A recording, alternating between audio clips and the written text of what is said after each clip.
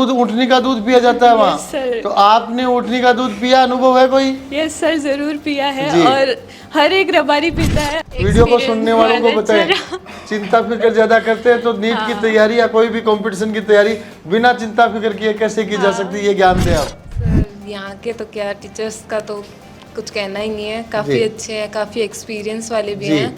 जी। और आप मोटिवेट करते रहते थे हर जी। 7-8 दिनों से, और लास्ट में तो 2-2 दिन से भी आप आ जाते थे।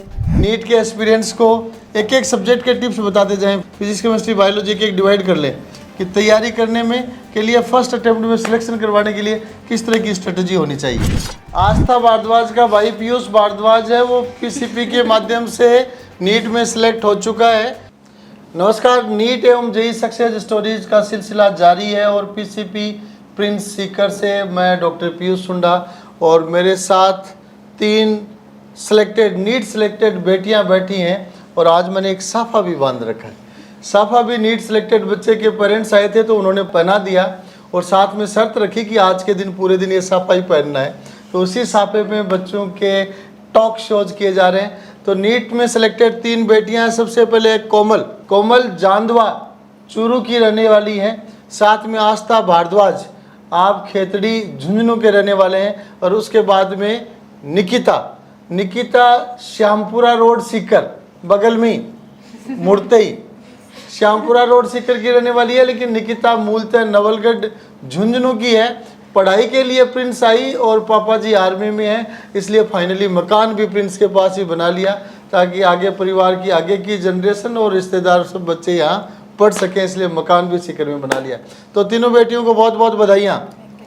तो सबसे पहले अपना शॉर्ट एंड स्वीट परिचय बताएं, फिर कुछ टिप्स की बातचीत करेंगे, एक एक करके अपने बारे में बोलते जाएं। मेरा नाम कोमल है, मेरे पिता का नाम बनवारीलाल शर्मा और प्राइवेट जॉब है उनकी, और मेरी माता कमला शर्मा जो हाउसवाइफ है। मैं चूरू जांदवा की रहने वाली हूँ, तहसील रतनगढ़। बहुत बढ़िया, रतनगढ़ चूरू जांदवा। नेक्स्ट। मेरा नाम आस्था भारद्वाज है।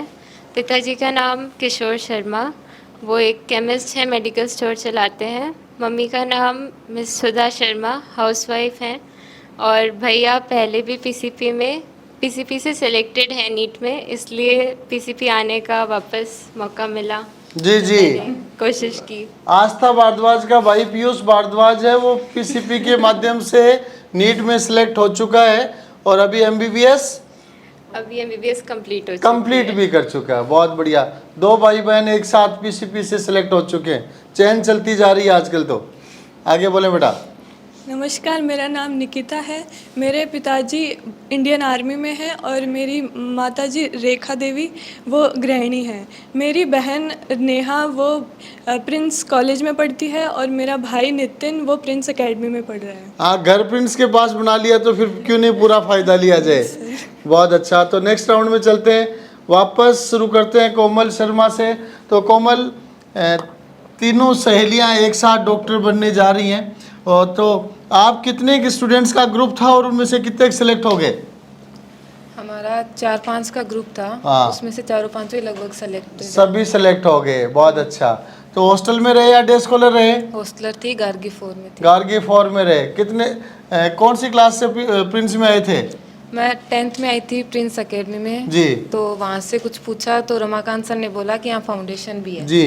तो हम यहाँ आ गए 11th में। हाँ। 11th में फाउंडेशन में आ गए। Yes, sir। बहुत अच्छा। एक कैंपस से बच्चे का मूवमेंट दूसरे में होता है और सक्सेस फाइनली लेके जाता है। बहुत बढ़िया।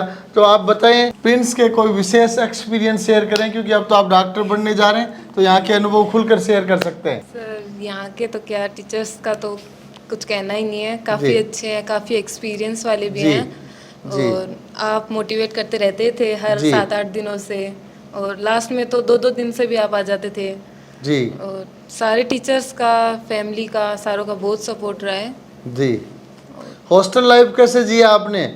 जेल की तरह या आनंद की तरह? कभी कभी लगता था कहाँ फंस गए, पर अच्छा था, मतलब ओवरऑल देखे तो काफ़ी अच्छा था। रिजल्ट अच्छा मिल जाता है तो फिर लगता है कि जर्नी सक्सेसफुल रही। बहुत बढ़िया। आस्था भारद्वाज बताएं, परिवार में दूसरी डॉक्टर और घर का ही केमिस्ट स्टोर, तो आप तो केमिस्ट की शॉप के पीछे ही भविष्य में अपना हॉस्पिटल बना लेना। जी। कैसा एक्सपीरियंस रहा आपका? सर, चिंता फिक्र ज्यादा करते हैं आप? वीडियो को सुनने वालों को बहुत बताएं, अच्छा चिंता फिक्र ज्यादा करते हैं तो नीट की तैयारी या कोई भी कंपटीशन की तैयारी बिना चिंता फिक्र किए कैसे की जा सकती है, ये ज्ञान दें आप।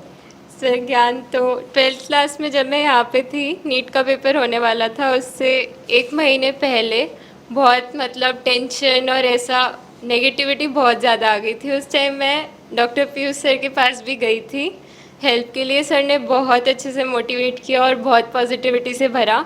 उसके बाद मैंने अपना फर्स्ट अटैम्प्ट नीट में ठीक से दिया और टारगेट में अच्छे से वापस कोशिश की पूरी पॉजिटिविटी के साथ, और रिजल्ट मिलने के लिए thank you so much sir, जी जी। मोटिवेट करने तो के आप लिए। वीडियो और के थैंक यू दर्शकों सो को ये मच बताओ ना भाई, टीचर्स पढ़ाई के को। साथ चिंता नहीं करनी चाहिए, वो बताओ। मार्क्स जो आ रहे हैं पेपर में उस पर कॉन्सेंट्रेट नहीं करना। जो हमारे कंसेप्ट्स हैं, अंडरस्टैंडिंग्स है, जितने अच्छे कंसेप्ट्स रहेंगे पेपर में लास्ट में 3 घंटे वही काम आते हैं। बहुत बढ़िया, बहुत अच्छा। इसलिए वहाँ पे सबसे ज़्यादा पॉजिटिव रहना बहुत इम्पॉर्टेंट है कि वहाँ हम ना डरें और अपने टीचर्स पे, कोचिंग पे, अपने पेरेंट्स पे, सब पे पूरा विश्वास रखें कि वो लोग जो कर रहे हैं उन्हें आप में कुछ ना कुछ दिखाई दिया, इसीलिए वो आपको इतना सपोर्ट कर रहे हैं, आपको इस चीज़ में भेजा गया है। इसलिए पूरी पॉजिटिविटी रखें अपने अंदर और टेंशन तो बिल्कुल ना लें, उससे बहुत रिजल्ट ख़राब हो जाता है। बिल्कुल। और आस्था का क्यों, अब नीट में सिलेक्शन भी हो चुका है, इसलिए अपने आप में अब ये बेफिक्र है, पुरानी चिंता फिक्र इसकी दूर हो चुकी है। और अब मैं मानता हूँ साइकोलॉजिकली बहुत ही कंफर्टेबल तरीके से आगे की जर्नी में रहेंगे। आए निकिता, बताएं आप, बोलिए, जो मर्जी बोलना चाहें बोलें। जी, बिना क्वेश्चन के लिए आपको फ्री आंसर का ऑप्शन दिया जाता है। सर मैं एक छोटे से गांव से हूँ जिसका नाम है रामचंद्र का बास, जी। जो नवलगढ़ के पास में है। जी। सर वहाँ से अभी तक कोई डॉक्टर जैसे बड़े प्रोफेशन में कोई गया नहीं है। जी। और मैं एक समाज से बिलोंग करती हूँ, रबारी समाज से, जी। जहाँ भी लड़कियों को पढ़ाई के लिए इतना मोटिवेशन नहीं है लड़कियों के लिए। जी जी। मतलब लड़कियों को रबारी समाज अभी पढ़ाई में बच्चे निकलने तो अच्छा लग गए, लेकिन इतनी संख्या में नहीं है अभी, संख्या में नहीं जी है। तो अब चलो फिर आप अपनी चीज़ को आगे बढ़ाएं। तो इंटरेस्टिंग बात सामने आ गई है, रबारी समाज है, तो रबारी समाज के बारे में आप बताएं। ऊँट, पहले तो ऊँट ज़्यादा रखते थे? यस सर, जी। ऊँट रखते थे। पशुपालन ज़्यादा करते थे? Yes sir. लेकिन आजकल ऊँट वाले रबारी किस एरिया में देखने को मिलते हैं? हमें तो नहीं दिखाई देते। तो ऊँट वाले रबारी तो अभी ज़्यादा नहीं रह गए हैं। बाकी अभी रबारी भी दूसरे प्रोफेशन में जा रहे हैं, जैसे ज़्यादातर आर्मी में बहुत से गए हुए हैं।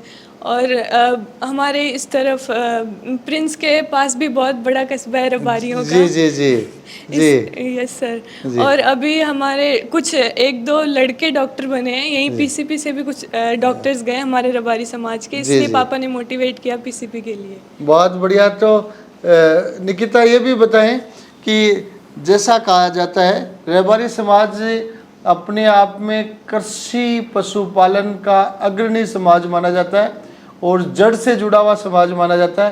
दूध, ऊँटनी का दूध पिया जाता है वहाँ। सर। तो आपने ऊँटनी का दूध पिया, अनुभव है कोई? यस सर, जरूर पिया है और हर एक रबारी पीता है सर। हमारे गाय के दूध से भी ज्यादा हेल्दी होता है। हेल्दी होता है। हमारे तो एक डॉक्टर साहब थे, वो ऊँटनी के दूध के नाम से उन्होंने पूरी की पूरी प्रोफेशनल लाइफ जी ली डायबिटीज ठीक करने की। Yes sir. तो सुनते हो आप, ऊँटनी के दूध से डायबिटीज ठीक होता है? यस सर, जरूर होती है। मेरे दादाजी भी आर्मी में थे, तो उस टाइम खाने पीने का इतना, आर्मी में जंगलों में रहते थे, नहीं था, तो दूध पी के ही अपनी पूरी दिन निकाल लिया करते थे वहाँ पे। तो दादाजी भी फौज में हैं? Yes sir. और पापा जी भी फौज में हैं? चाचा जी भी फौज में हैं?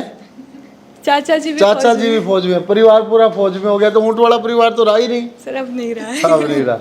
बहुत अच्छा, वेरी गुड, इंटरेस्टिंग बातें सामने आई। अब चलते हैं लास्ट राउंड की तरफ।